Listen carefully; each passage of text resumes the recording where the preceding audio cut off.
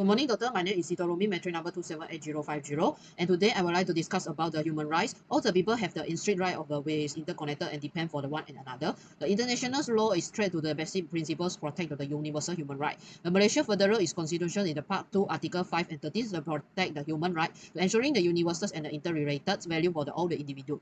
And these values are the crucial for maintaining the society peace and togetherness, as they are protect the right to education, freedom of the expression, and freedom of the press and the right of the live. Hi, my name is Nur Afif AMIRAH binti AZARIMI with the metric number of 287093. And now I will present about issue summary. From our discussion, we have found 6 issues that related to human right in Malaysia. The first issue is employment right. According to our discussion, we found out that the issue of employment right is related to the migrant workers. Most of the migrant workers does not have knowledge regarding the employment right in Malaysia. And there are also no contractual agreement between the workers and the employer. Thus, the workers is often being forced to work overtime even they are sick without receive a sufficient payment. The second human right issue in Malaysia is related to women's right. Women is also being discriminated due to gender inequality that persists, which leading to social injustice. Women also face a lot of forms of violence such as child marriage, sexual abuse, female genital mutilations, and rape. The third issue is related to right in education. Even though in this modernization era, there are also challenges in accessing education, particularly to children from disadvantaged family, stateless individuals, and undocumented migrants. Apart from that, there are a digital gap that exists which create disparities in accessing educational resources and opportunity. The fourth issue is related to right to live. Death penalty that had been imposed in the Malaysian criminal justice system had received a criticism due to the violation of fundamental human right to live. The fifth issue is related to freedom of speech. Malaysia is a democratic society that upholds freedom of speech that's allowing individuals to express their experience and exchanging views. However, there are limitations on freedom of speech. To prevent violence, hate speech, disrespect towards specific groups, copyright infringement, and intellectual property right. However, this limitation can have adverse effect on the freedoms of expression. The last issue is related to freedom of religion. Restrictions are imposed on the practice of non-Islamic religion, religion conversion, interfaith marriage, and child custody arrangement. This restriction limits the freedoms of religious infringements upon the right of religious minority in Malaysia. First of all is the employment rights. The Malaysian employees must be adherent with the employment and the labor law for hiring and supervising and terminating the worker. And this law is covered with the foreign quarter for the approval, the leave entitlement, the working hours, the employees' provisional funds enrollment, the employment contract, and the severance of the payment. Employment are entitled to benefits and including to the healthcare checks on and patients. According to the employee right, the theories and the concept that I have learned in the management ethics, there are 3 kinds of the employee right in the business domain. The first category is the legal right that granted by the worker due to the regulations and the court's decisions, such as the minimum wage, annual leave, working hours, sick leave, the equal opportunity, and so on. The second is based on the contractor obligations to the employers. The employee are entitled to do the product to which they are entitled, and aside is the healthcare, patients, holiday, and the benefit. The lastly is the regardless for any specific legal for the contractor considerations, the employee have the moral right which is they are entitled. Example, including the right that not be treated the fair, and the right to be told the truth, and the right to be free from the sexual harassment. The Malaysian workforce primarily is conceived with a migrant from a country like the Thailand, Vietnam, Indonesia, and Bangladesh. Lack of the certainty about their immigration status is a significant risk factor for the human right, the abuse that among the migrant, the refugees, and the stateless people. And most of the migrant workers have a no basic right as an employee and under the no contractor and obligations. The common issue is included to not paying the proper salary and the forcing the foreign workers to work the overtime and forcing them to work without a rest, even if sick. A victim, my son, is a co-worker that explained she had to bring her twins to the Malaysia when her husband is passed away in the Cambodia, and she had to spend a third of her month's salary on the daily care. And work permit are always issued with a migrant worker, and but this company can take advantage of them that are unconditional without a work permit. And the Migrant Worker Empowerment and Advocacy and Project, the International Labour Organization in the Kuala Lumpur, has launched the second phase that aiming to reinforce the Malaysian policies and to process the wage of the protection for the migrant worker. And the project will be promote the wage protection, assist the migrant workers in calculating their reimbursing their salary and their cooperation with the relevant organization. There are four types of the ethical theory is the deontology, the utilitarian right, and the virtual. The ethical theory is related for the employment's right is the issue is the right based, and this theory is portraizer, the prevention for the legitimacy and the society enrichment right. A significant number of the people will support this right, making them with the ethically sound like the legitimacy. And however, the understanding what constitutions is a right of the society is challenging. The society must be chose with the right to uphold the grant of the based on the objective and the moral standard. To be effective, the right theory must be applied in the conjugation with the different ethical theory and the adequately describe the society goal. For example, the Malaysia's conditions uphold the citizen right to be chosen by their faith, and while the religion's freedom is the top of the priority for this founding father. That's all for me. Thank you. Hello, I am Najihah and I'll proceed with the next right, which is women's right. Malaysia signed United Nations Convention on the Elimination of All Forms of Discrimination Against Women, which is known as a CEDAW in 1995. Nowadays, there are many issues that we can see in social media that experienced by women, such as child marriage, sexual abuse, female genital mutilation, and rape.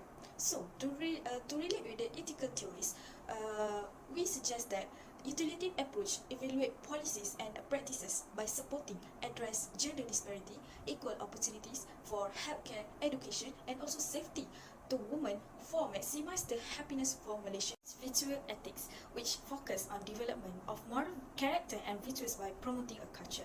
Lastly, is feminist ethic, which is this ethic is emphasized on equal opportunity for women, eliminating gender-based discrimination, addressing issues such as violence, and promoting women's autonomy and decision-making power in matters that affect their life.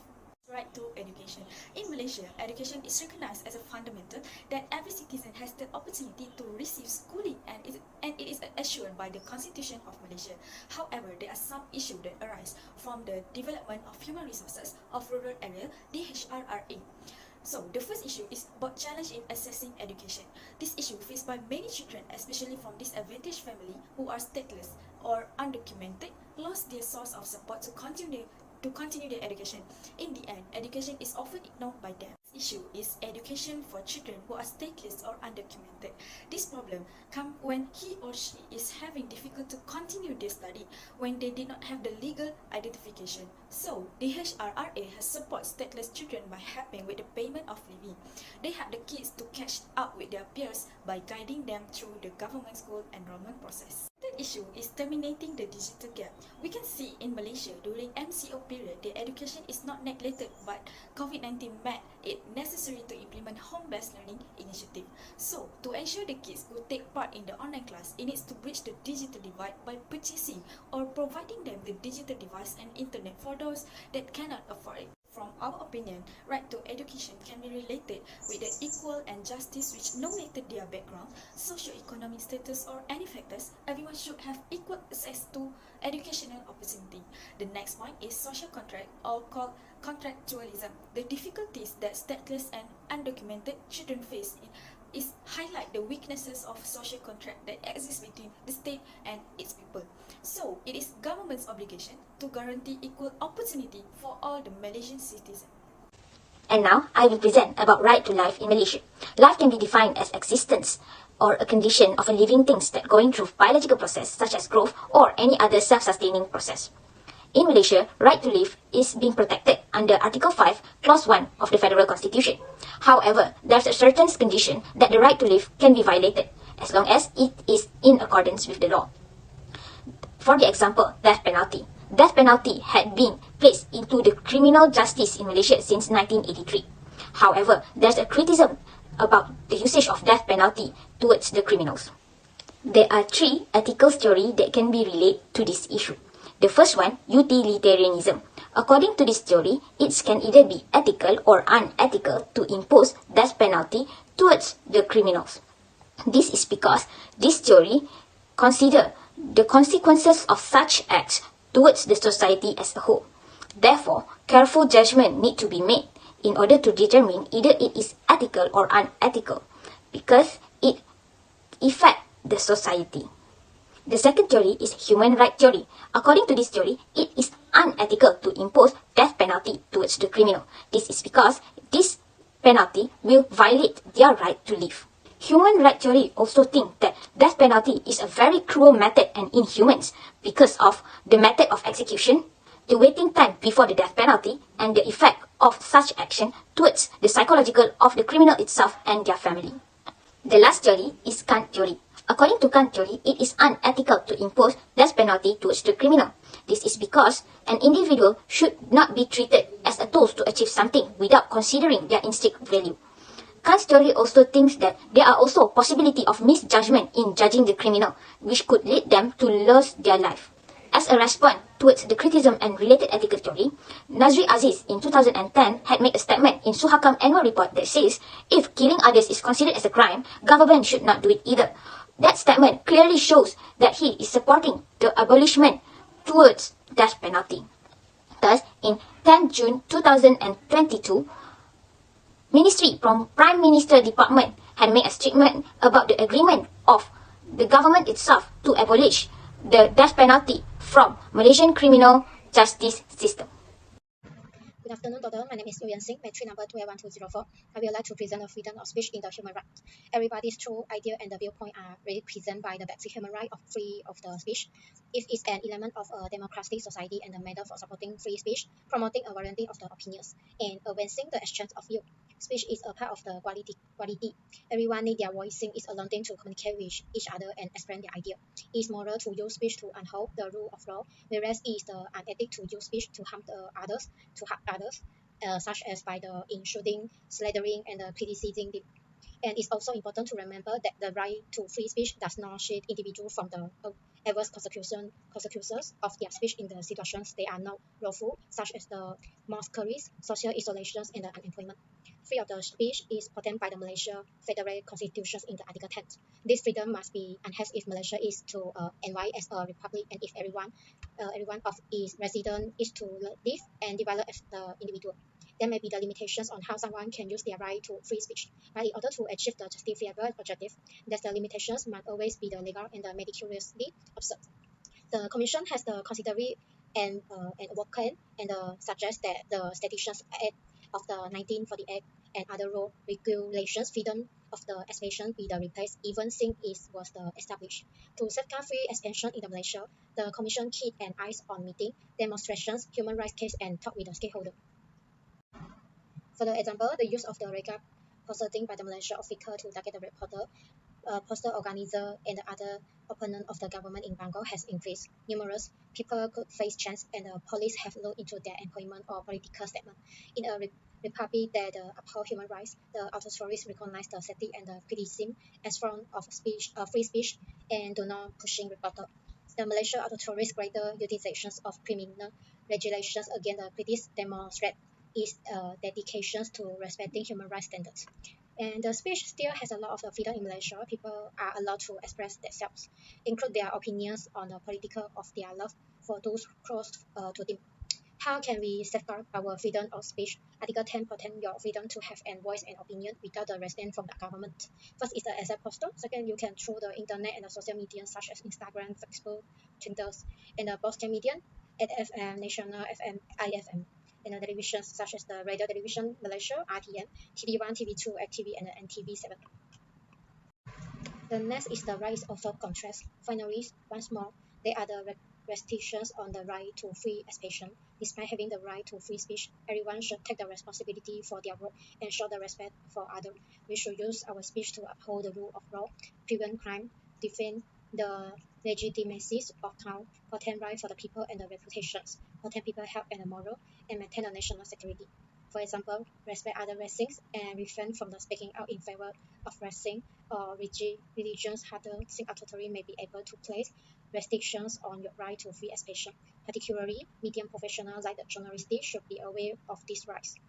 A democratic society must have the freedom to criticize the government and our public institutions without worry about the potential legal repercussions. That's all for my presentations. Thank you. My name is Muhammad Asharajan AL-FAARUUQI bin ROSZAIDI and my matric number is 286944. And today, I would like to talk to you about a fundamental human right that is essential for a diverse and harmonious society, which is the freedom of religion. In Malaysia, while Islam is the state religion according to the constitution, other religions are also permitted under the Article 3. However, it is crucial to recognize that Article 11 grants the right to profess and practice any religion subject to certain limitations. And today, we will explore the ethical issues surrounding religious freedom in Malaysia and how they impact individuals and society. As a multicultural and multi-religious society, Malaysia faces concerns regarding limitations on religious freedom, particularly for non-Islamic religions. The main issue can be seen and highlighted through the restrictions on the practice of non-Islamic religions that among the people in the Malaysia. Now, let us jump into the challenges that arise in this issue. So, what the impact of limitations can do to our society? These limitations can accidentally restrict the practice of non-Islamic religions, impacting their individuals' rights to freely exercise their faith without unnecessary hindrances or constraints. Some of the challenges include the limitations on constructing places of worship, obtaining permits for their religious activities, and constraints on their religious expression. Let me give you an example of a real-life case scenario that happened in Malaysia in the year 2018 to illustrate the impact of these limitations through the case of the Sri Maha Mariamman Temple in Kuala Lumpur. This temple, with its rich religious and cultural significance to the Hindu community, faced a controversy in the year 2018 when it was threatened with relocation and demolition due to a development project. So the Hindu community protested against this decision, arguing that it violated their right to freely practice their faith and endangered the preservation of their religious and cultural heritage. This incident sheds light on the challenges faced by non-Islamic religious communities in Malaysia regarding the construction and maintenance of their places of worship. So now, let us jump into the ethical theories and ethical concept that relates deeply into the issue. Based on the earlier example that we explained, so when we analyze this issue, we can now turn to the best ethical theory, which is the ethical theory of rights. This theory emphasizes that the inherent rights and freedoms of individuals, including the freedom of religion. According to the theory of rights, individuals possess a fundamental right to freely practice their chosen religion without unnecessary interference or constraints. Applying this theory can guide us in addressing these restrictions on the practice of non-Islamic religions and the challenges surrounding it. By applying the theory of rights, we can now address the restrictions on the practice of non-Islamic religions. It can be very essential to re-evaluate the existing laws and regulations. We must ensure that these limitations do not unreasonably impede their individual rights to freely exercise their religious belief. Striving for a more inclusive society requires recognizing and respecting the rights of individuals to practice their religion without unnecessary hindrances or constraints. So that is all from me. Thank you very much. In conclusion, the recognition of the intrinsic dignity and worth of every person, regardless of their color, gender, nationality, religions, and any other factors, make human rights crucial. The basic tenets of the human rights guarantee that all people, groups, and government are treated with the dignity and are free from oppressions, discriminations, and the injustice. Authorities, civil society, as well as the people must continue to promote the awareness of, fight for, and hold responsible to who abuse the human rights. Apart from being required by the law, uphold human rights is also morally right. By supporting and respecting human rights, we can work towards a more equitable, inclusive, and just society where everyone can live with dignity and reach their fully potentials. That's all for our group presentations. Thank you.